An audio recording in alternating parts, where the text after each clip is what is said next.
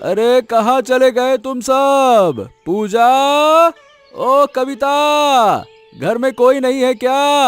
अरे मेरी बेटियां कहाँ हो? इधर आओ, देखो मैं तुम्हारे लिए क्या लेकर आया हूँ, जल्दी आओ। पापा आ गए। पापा आ गए। पापा हमारे लिए क्या लाए हैं? अरे तुम दोनों बहनों के लिए बाजार से नए कपड़े खरीद कर लाया हूँ। अरे ये देखो, दो कपड़े, एक लाल और एक नीला। हमारे लिए नए कपड़े लाए हो? कितने सुंदर हैं। हाँ, आज पैसे मिले, जमींदार बाबू ने पैसे दिए तो सोचा तुम दोनों के लिए कपड़े ले आओ। ये लो। मुझे ये लाल कपड़ा पसंद नहीं है पापा, मैं वो नीला वाला लूंगी, वही मुझे दीजिए। बेटा, मैंने दोनों के लिए एक ही जैसे कपड़े लाए हैं, बस रंग अलग अलग है।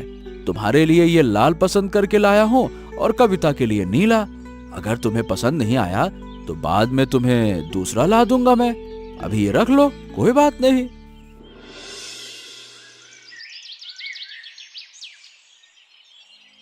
क्या हुआ पूजा, ऐसे बैठी हो? मैं कब से तुम्हें बुला रही हूँ, सुनाई नहीं दे रहा क्या? क्यों बार बार बुला रही हो मुझे? दोपहर हो गई, अब तक खाना नहीं खाओगी? खाना लगा दिया है, चलो खा लो। नहीं, मुझे खाना नहीं चाहिए, मैं कुछ नहीं खाऊंगी। तुम जाओ, खुद खाओ और अपनी उस सौतेली बेटी को भी खिला दो। अचानक तुम ऐसे बातें क्यों कर रही हो? क्या हुआ, मुझे बताओ। ऐसा दिखा रही हो जैसे तुम्हें कुछ पता ही नहीं। अच्छा, समझ गई, वो नए कपड़े पसंद नहीं आए, इसलिए अभी तक नाराज बैठी हो, है ना? तुम्हारे पापा ने कहा ना कि वो तुम्हें दूसरा कपड़ा दिला देंगे। मुझे नया कपड़ा नहीं चाहिए, मैं वही नीला वाला लूंगी, मुझे वही चाहिए। तू मेरी अपनी बेटी है और वो मेरी सौतेली बेटी। तू एक कपड़े के लिए दुखी रहे, ये मैं कैसे सहूं? ठहर। कविता, कविता, इधर आओ। क्या हुआ माँ, आपने मुझे बुलाया? तुम कैसी लड़की हो? तुम्हारी छोटी बहन पूजा नीले कपड़े के लिए जिद कर रही है और तुम बड़ी बहन होकर भी उसे देने को तैयार नहीं हो। पूजा तो हर महीने नया कपड़ा खरीदती है, मैं तो नहीं खरीदती। मुझे ये कपड़ा बहुत पसंद आया है। मुझसे बहस कर रही हो? जाओ, अभी वही कपड़ा लाकर पूजा को दे दो। तुम ये लाल वाला ले लो। लेकिन मुझे कोई लेकिन नहीं सुनना, अभी जाओ और वो कपड़ा उसे दे दो। अरे गोपाल दा, मैंने कहा ना पेड़ पे चढ़ के डाल काट लूंगा। आप नीचे रहिए, अब आपकी उम्र हो गई है, आप इस पेड़ पर चढ़ सकते हैं क्या? आप भी गजब करते हैं। अरे ये क्या कह रहा है नंदन? पेड़ पर चढ़कर डाल काटने का मेरा अनुभव 20-30 साल पुराना है। तू गजब बात करता है। चल, और तुम कह रहे हो कि मैं नहीं कर पाऊंगा? गजब बात करते हो भाई। अरे वो ठीक है, आपका अनुभव बहुत है, लेकिन उम्र भी तो हो गई है। लेकिन इस उम्र में इतने बड़े पेड़ पर चढ़ना ठीक बात नहीं है। अरे तुम ऐसी बातें मत करो, बाद में जमींदार रमेश बाबू मुझे काम से निकाल देंगे। अच्छा चलिए ठीक है, आप जरा संभल कर काटिएगा, मैं नीचे हूँ, डालें समेट रहा हूँ। ठीक है, आराम से आराम से। हाँ चलिए।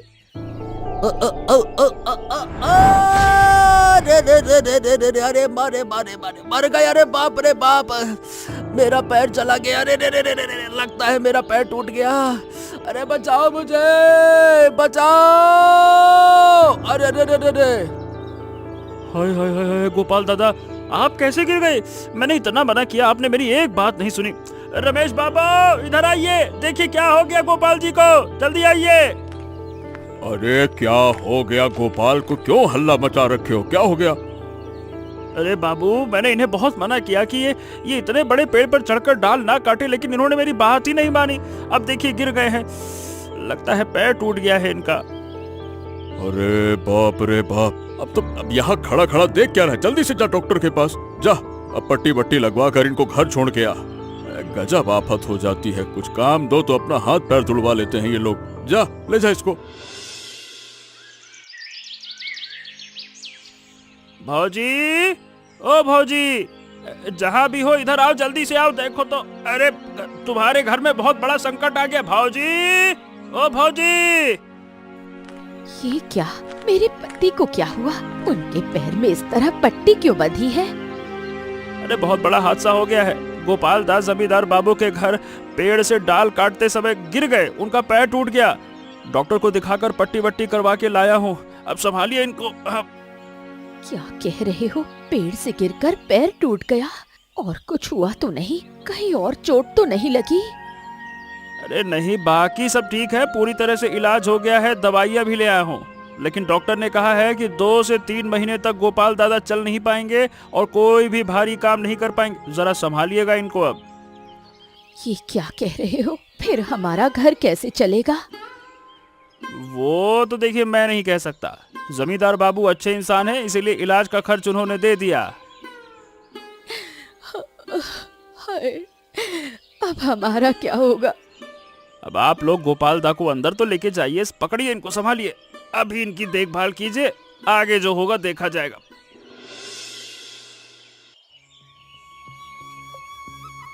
समझ नहीं आ रहा कि घर कैसे चलेगा। जो थोड़े पैसे थे उनसे किसी तरह इतने दिन गुजारा किया, अब तो भूखे मरने की नौबत आ गई है। अरे तो मैं क्या करूं? मैं बीमार हूं, चाह कर भी कुछ नहीं कर पा रहा हूं। वो तो दिख ही रहा है, एक छोटे से काम पर गए और ये हादसा कर बैठे। कैसे डाल काट रहे थे, कहाँ ध्यान था तुम्हारा? दिमाग में कुछ था भी या नहीं? अब मेरी उम्र हो गई है, इस उम्र में भी पेड़ पर चढ़ा, वो भी तुम लोगों के लिए, तुम्हारी भलाई के लिए इतना सब करता हूँ और तुम उल्टा मुझे सुना रही हो। हमारे लिए इतना कर रहे हो और अब हम सब भूखे मर रहे हैं, ये नहीं दिख रहा? अरे मैंने तो कहा था कि जमींदार बाबू के पास जाओ, वो कोई काम दिलवा देंगे, लेकिन तुम लोग मेरी बात ही नहीं सुन रहे। अब मैं औरत होकर दूसरों के घर काम करने जाऊं? ये बात आपने मुझे क्यों नहीं बताई पिताजी? मैं आज से ही वहाँ काम करने जाऊंगी। घर की जिम्मेदारी माँ आप संभाल लेना। हाँ हाँ, जाओ काम करके इस परिवार को बचाओ, तुम्हारा बाप तो भूखा मर जाएगा। मैंने कहा ना मैं काम पर जाऊंगी। आप पिताजी को कुछ मत कहिए माँ, वो वैसे ही बीमार है।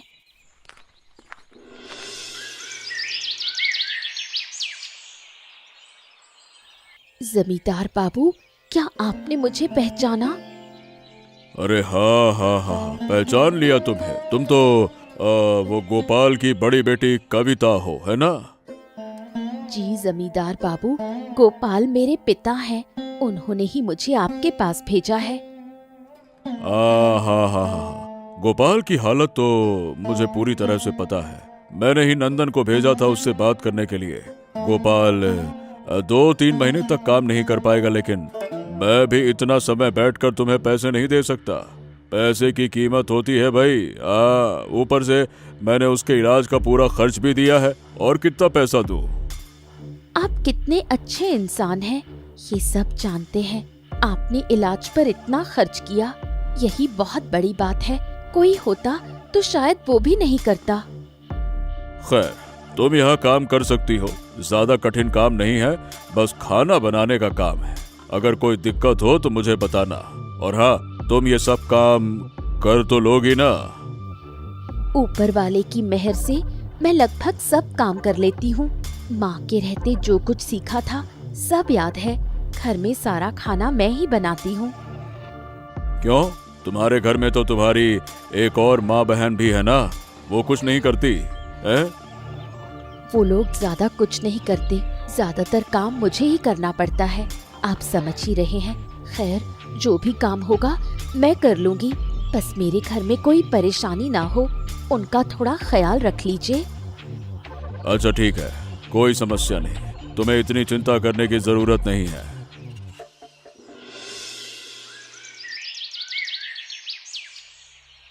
क्या तेरी आंखें अंधी हो गई हैं?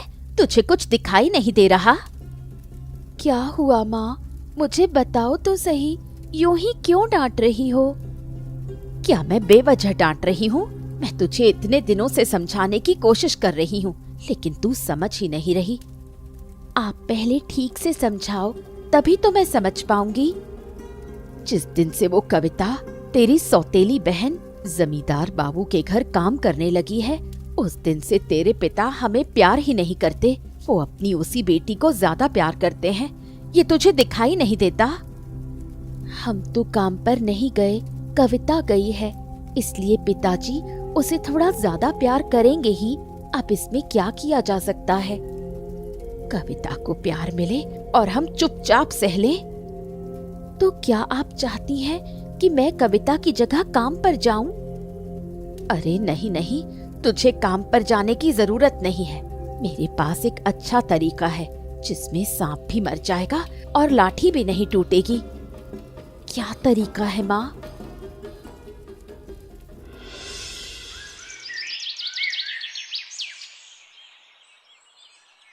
क्या कर रही हो पूजा? मैंने तुझसे कहा था कि आने की जरूरत नहीं है, मैं अकेली सब कर लूंगी। तुम रोज इतनी मेहनत करती हो, पूरे घर का बोझ उठाती हो, मुझे अच्छा नहीं लगता, इसलिए सोचा कि तुम्हारी थोड़ी मदद कर दूं। पर माँ की मदद कर, पिताजी की देखभाल कर, वही काफी है। वो तो मैं करती ही हूँ, सोचा यहाँ भी तुम्हारी मदद कर दूं। अच्छा ठीक है, मैं पानी लेकर आती हूँ, तू यहीं रुक।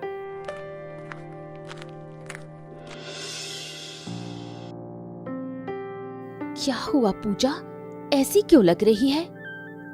पता नहीं अचानक क्या हो गया, मेरे पेट में बहुत दर्द हो रहा है। मैंने कहा था ना, आने की जरूरत नहीं, चल तू अभी घर चली जा। तुम्हारी मदद करने आई थी, लेकिन अब शायद नहीं कर पाऊंगी। सुनो दीदी, तुम जमींदार बाबू से कहकर एक लौकी ले आओ ना। लौकी लेकर क्या करेगी? खाने का बहुत मन कर रहा है, तुम उनसे कहकर ले आओ।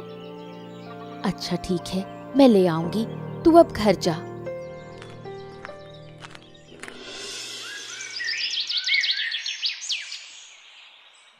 क्या हुआ पूजा, तू यहाँ ऐसे क्यों खड़ी है? मैंने तुम्हें एक लौकी लाने को कहा था ना, तुम लौकी लेकर आ रही हो, इसलिए मैं यहाँ खड़ी हूँ। अरे पागल, मैं लौकी लाई हूँ या नहीं, ये तो घर पर भी देख सकती थी, यहाँ खड़े रहने का क्या फायदा। अरे दीदी, मैंने तुमसे ये लौकी इसलिए मंगवाई है कि हम लौकी इलिश बनाएंगे। लौकी इलिश बनाएंगे? लेकिन लौकी तो मैं लाई हूँ, इलिश कहाँ से लाएगी? उसकी चिंता तुम्हें करने की जरूरत नहीं, मेरे पास इलिश मछली है। तेरे पास इलिश मछली है? अच्छा है, चल फिर घर चलकर अभी बनाते हैं। नहीं दीदी, घर पर नहीं बनाएंगे, लगता है तुम कुछ समझ नहीं रही हो। घर पर नहीं बनाएंगे तो क्या कहना चाहती हो? मेरा मन हुआ कि हम दोनों मिलकर पिकनिक करेंगे। हमारे जो बांस का बागान है, वहीं पर हम दोनों बहनें मिलकर पिकनिक करेंगे और वहीं लौकी इलिश बनाएंगे। अच्छा ठीक है, तो चलो माँ बाप को भी बुला लेते हैं। मैंने कहा ना, हम दोनों ही पिकनिक करेंगे, वहाँ माँ बाप को क्यों बुलाएं? उनके लिए खाना चाहिए होगा तो ले जाएंगे। अच्छा ठीक है, जैसा तुझे ठीक लगे। चल अब जल्दी चलते हैं और खाना बनाना शुरू करते हैं, वैसे भी काफी देर हो गई है। खाना बनाने के लिए जो कुछ चाहिए था सब मैं पहले ही बांस के बागान में रखाई हूँ, तुम वहाँ जाओ, मुझे घर पर थोड़ा काम है, मैं अभी आती हूँ। ये तो तूने अच्छा किया, सब पहले से तैयार कर दिया। ठीक है, तू जल्दी आना, मैं जाकर खाना बनाना शुरू करती हूँ। जमींदार बाबू, आप मेरे साथ चलिए, आपको कुछ दिखाना है। तुम गोपाल की छोटी बेटी हो ना? सुबह आई थी हमारे यहाँ काम करने, है ना? जी, सुबह आई थी, फिर मैं घर चली गई। लेकिन अचानक से मुझे क्यों बुला रही हो? क्या हुआ? कुछ चाहिए क्या? कोई परेशानी है क्या? गोपाल की तबीयत तो ठीक है कि नहीं? पिताजी बिल्कुल ठीक हैं, लेकिन आपका बड़ा नुकसान हो रहा है और आपको पता भी नहीं चला, वही दिखाने के लिए आपको बुलाया है। अरे मेरा नुकसान हो रहा है और मुझे पता नहीं है? तुम मुझे दिखाने के लिए बुला रही हो? क्या कह रही हो, कुछ समझ नहीं आ रहा है। मैं कहूँगी तो शायद आप विश्वास नहीं करेंगे। आप मेरे साथ चलिए, अपनी आँखों से देखेंगे तो यकीन हो जाएगा। अरे जब तुम इतना कह रही हो तो चलो देख लेते हैं। अरे नंदन, कहाँ है तू? नंदन, अरे नंदन कहाँ है? इधर आ, मेरे साथ चल, चल आजा। अरे जमींदार बाबू, आप लोग यहाँ? क्या आप भी हमारे साथ पिकनिक करने आए हैं? अरे हम यहाँ पिकनिक करने नहीं आए हैं। तुम लोग ये जो पिकनिक कर रहे हो, ये इंग्लिश मछली कहाँ से आई है, बताओ। अरे जमींदार बाबू, मैंने तो आपसे कहा था ना कि मेरी बहन ने मुझे एक लौकी लाने को कहा है। ये लौकी तो मैं आपसे ही लेकर आई हूँ। अरे बातों को घुमाओ मत, मैं लौकी की बात नहीं कर रहा, मैं इंग्लिश मछली की बात कर रहा हूँ। तुमने मुझसे लौकी मांगी थी, इंग्लिश मछली नहीं। ये मछली कहाँ से आई है? मैंने तो सिर्फ आपसे लौकी ली है, इंग्लिश मछली नहीं लाई। ये मछली तो पूजा खुद लाई है।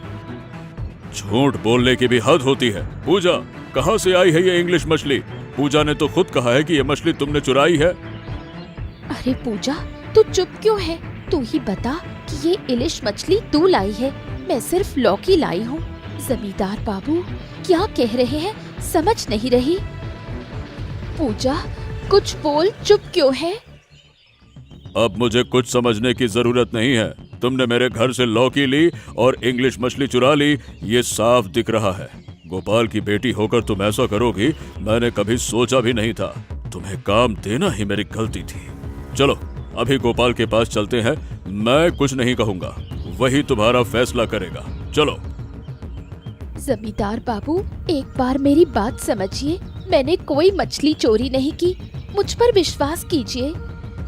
मैं वही मानूंगा जो अपनी आंखों से देखा है। तुम अभी चलो। नंदन, इन्हें ले चल, चल।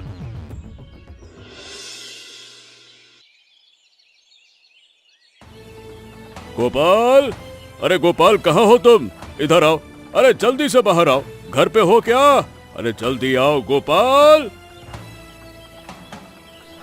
अरे जमींदार बाबू, अरे रे, आइए आइए आइए आइए, मेरे घर में आपका स्वागत है, बैठिए।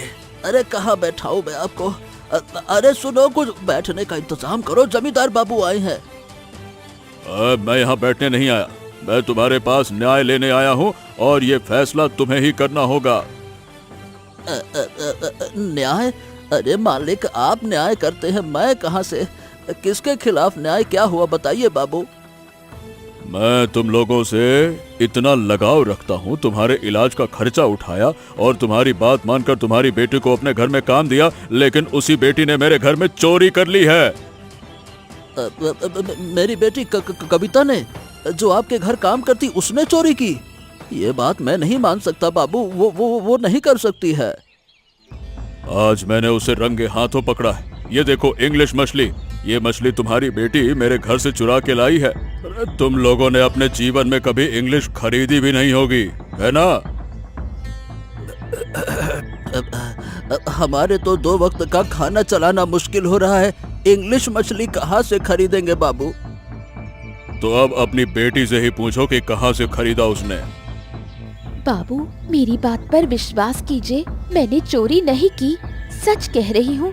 पूजा। अरे चुप कर, मुझे बाबा बाबा मत कह। अरे तू मेरी बेटी होकर ऐसा काम करेगी, ये मैंने कभी सोचा नहीं था। और ऊपर से पूजा पर इल्जाम लगा रही हो। अभी इसी वक्त मेरे घर से निकल जाओ। आज के बाद तुम इस घर में कभी वापस नहीं आओगी। निकल जाओ यहाँ से, निकलो। बाबू मुझ पर विश्वास करो। अरे मैं तुम्हारी कोई बात नहीं सुनना चाहता। मैंने कह दिया ना, मुझे बाबा मत कहो और अभी के अभी यहाँ से निकल जाओ। निकलो यहाँ से। ये क्या, तुम्हारे पैर में अभी भी पट्टी बंधी है?